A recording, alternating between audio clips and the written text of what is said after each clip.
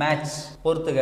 மம்மலியா, Aves, ஆம்பிபியா, ரெப்டிலியா அப்படின்னு சொல்லிட்டு ஒரு 4 ஆப்ஷன்ஸ் கொடுத்துருக்காங்க. இதில் பாருங்கள், பாலூட்டிகள், ஏவ்ஸ், இருவாழ்வி, ஊர்வன. இதில் மேமலியா அப்படின்றது வந்துட்டு கிவி கொடுத்துருக்காங்க. அடுத்து ஏவ்ஸ் அப்படின்றது டர்ட்டில்ஸ் கொடுத்துருக்காங்க.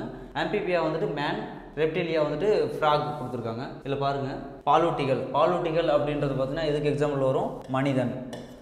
மனிதன் எங்கே இருக்குன்னா தேர்டு பாயிண்ட்ல 2 ஆப்ஷனில் இருக்குது. அப்போ மனிதன். இதில் வந்துட்டு பாருங்கள், 3 வந்துட்டு 2 ஆப்ஷன்ஸ் இருக்குது. ஏ அண்டு சி ஆப்ஷனில் வந்துட்டு 3 ஃபஸ்ட்டாக வந்துட்டு கொடுத்துருக்காங்க. அடுத்து ஏவ்ஸ் வந்துட்டு பாருங்கள், ஏவ்ஸ் அப்படின்றது வந்துட்டு பார்த்தீங்கன்னா பறவைகளை குறிக்கும். இதில் வந்துட்டு கிவி அப்படின்றது வந்துட்டு ஏவ்ஸ்க்கான உதாரணம் வந்துட்டு பார்க்கலாம். என்ன இருக்குது? 1 இருக்குது. அப்போ 1 இதில் வந்திருக்குன்னா இதுவும் வந்துட்டு 2 இதுலேயுமே வந்துட்டு 1 வந்திருக்கு. So option A and C இந்த 2 ஆப்ஷனுமே வந்துட்டு வர மாதிரி தான் இருக்குது. அடுத்த பாயிண்ட் பாருங்கள், இருவாழ்விகள் அப்படின்றது பார்த்தீங்கன்னா தவளை வரும்.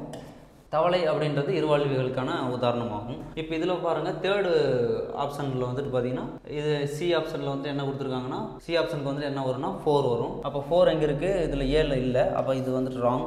ஸோ வந்துட்டு ரிமைனிங் வந்துட்டு 4 இங்கே இருக்குது. அப்போ option C is the correct answer. அப்போ ரிமைனிங் ஊர்வன வந்துட்டு பார்த்தோம்னா எதுக்கான எக்ஸாம்பிள்? கடல் ஆமைக்கான example. So option C is the correct answer.